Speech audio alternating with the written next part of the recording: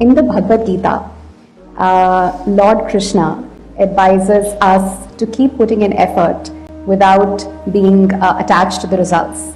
But I find it incredibly hard to keep working and not obsess over the results. And I would love to know how we can better practice putting in effort while being detached to the results. Well,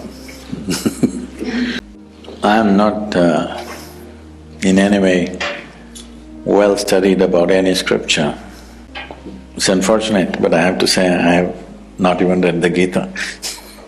But we know the life of Krishna, that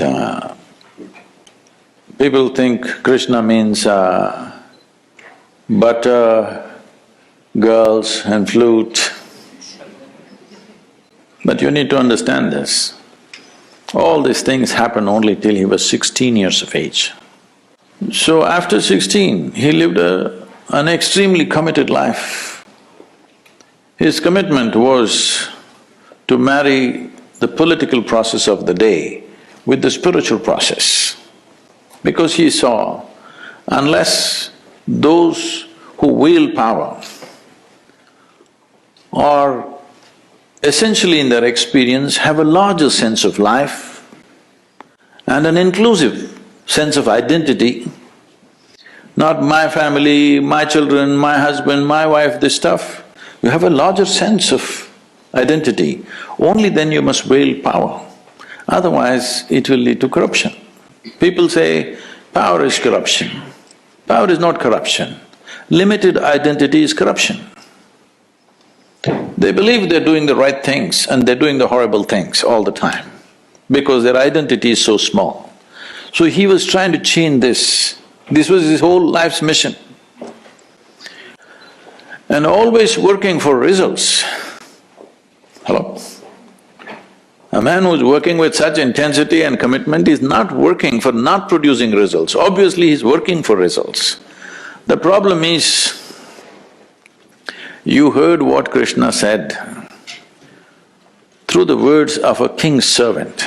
Nobody else told you. He only spoke to Arjuna. Arjuna never spoke. He lived for 36 years after that incident, but he never uttered one word what Krishna told him. Have you heard anywhere? He ruled as a king, but never once he said, Krishna told me this on the battlefield, not once.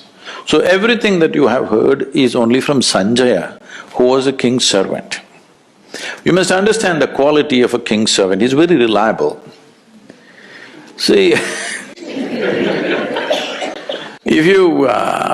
let's say, if your husband or wife or children, they saw something, they come and tell you, they will add a little bit of their own stuff and tell you. It is intrinsic to a human being. Their own opinions, ideas, other things will naturally get into what they're speaking. But a king's servant is trained never to add his opinion, otherwise his head will go. He will only interpret everything word by word as it was.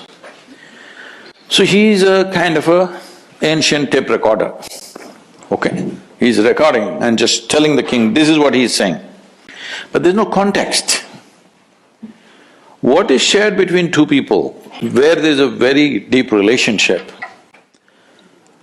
if two lovers are doing something, talking to each other, somebody else may think they're quarreling, but they're doing their love affair. So this is a love affair between Krishna and Arjuna because they know each other very intimately. So he's speaking a certain language.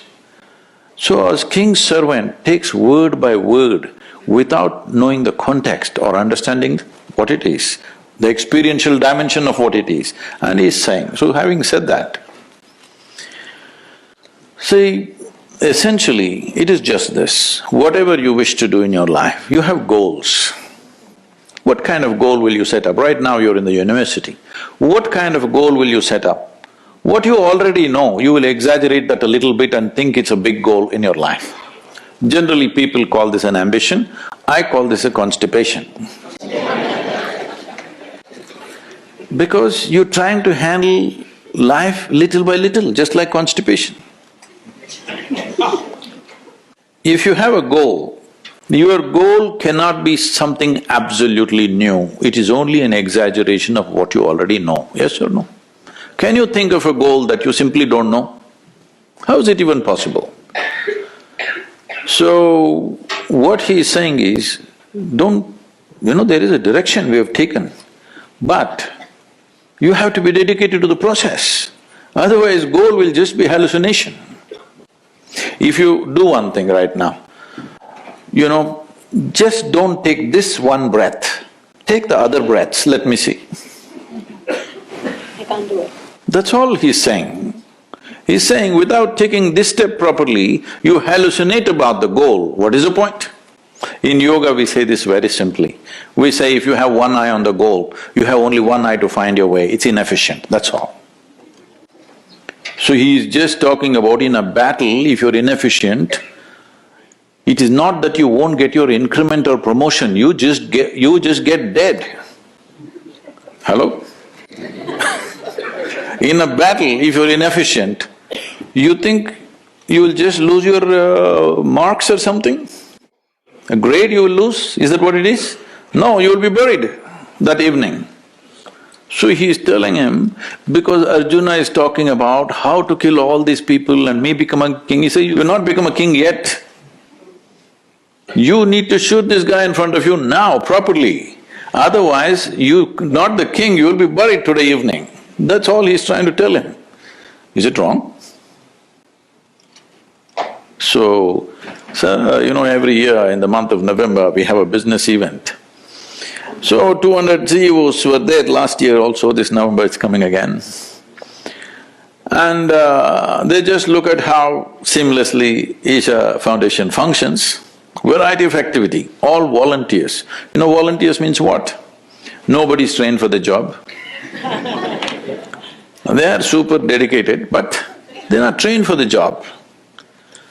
And you can't fire them because they're volunteers. If you hired them, you can fire them. They're volunteers, how to fire them, you can't.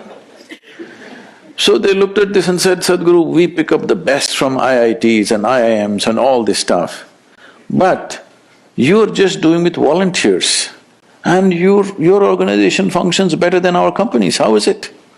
I said, see, all of you are dedicated to the goal. Here, I have continuously instilled in people that you're absolutely devoted to the process. Now what you're doing? You do this well. Most of them don't even know where I am taking them, all right? They're working for a certain project, they don't know what is the goal. I have something else, if I tell them right now, they'll freak. Because my goals are so far, they will give up. So right now, we have instilled this in them, you just absolutely involved in the process. Know the joy of involvement, first of all. Without absolute devotion to what you're doing right now, you will not do anything significant in your life. Whether it's art, music, spirituality, politics, business, take anything. Without being devoted to the process that you're doing right now, you think you will do anything significant? That's all he's saying.